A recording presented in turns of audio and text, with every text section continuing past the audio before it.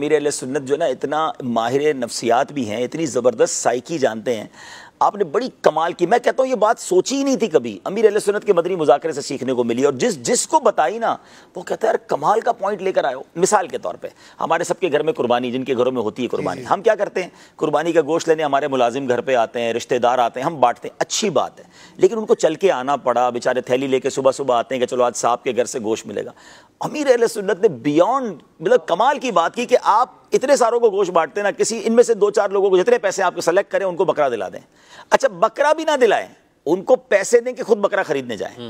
अब वो अपने बच्चों के साथ जो बकरा खरीदने जाएंगे, जो उसकी खुशी, फिर उसके बाद चारे के पैसे भी दें, वो रोज चारा खिलाएंगे बच्चों के घर, उस घर में तो रोज ईद हो गई ना। अच्छा, फिर उसके बाद अब जब कुर्बानी होगी ना, वो बंदा खुद अपने गरीब रिश्तेदारों को गोश्त बांटेगा।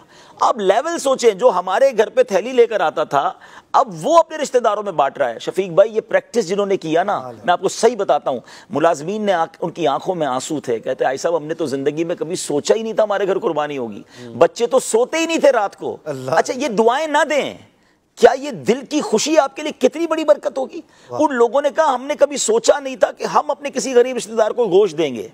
आप ये सारी खुशियों को मल्टीप्लाई करें ना। अच्छा, आपने 10 दिन पहले ये काम कर लिया यकुम ज़ुल्हिज्जा से, 10 दिन की खुशियां दे दी ना आपने तो उस पूरे खानदान को। अच्छा, वो मोहल्ले में बकरा घुमा रहे हैं, अब आप इन खुशियों को सोचें। तो ये वो तरीका है जो उसके जरिए आप अपनी खुशी कमा सकते हैं। और ये खर्च करने का बेहतरीन तरीका है कि आप लोगों में खुशियां बांटें। अल्लाह करीम अपने करम के दरवाजों से आपको खुशियां